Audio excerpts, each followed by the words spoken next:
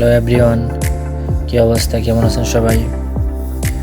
আজকে আপনাদের কাছে শেয়ার করব যে ধান ক্ষেতের যে কয় সিরিয়ালে কয় পর্যায়ে বীজ দেওয়া হয়। 3 পর্যায়ে আপনার যদি ধান খেতে বীজ দেওয়া হয় তাহলে ধানের পোকামাকড় দমন করা যায়। প্রথম দমন হচ্ছে আপনার ধান রোপণের 25 থেকে 30 দিনের মধ্যে যে পোকা দমনের যে গ্রুপের বীজগুলো আছে ওই গ্রুপের বীজগুলো দিলে আপনার পোকা দমন হয় না, এমনকি ধান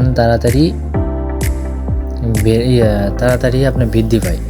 এবং তৃতীয় পর্যায়ে হচ্ছে আপনার 40 থেকে 42 দিনের ভিতরে যে ছত্রাকনাশক যে গ্রুপের যে বীজগুলো আছে সেই বীজগুলো যদি প্রয়োগ করতে পারি আমাদের ধান খেতে সর্বোচ্চ ফলাফল আশা করা যায়।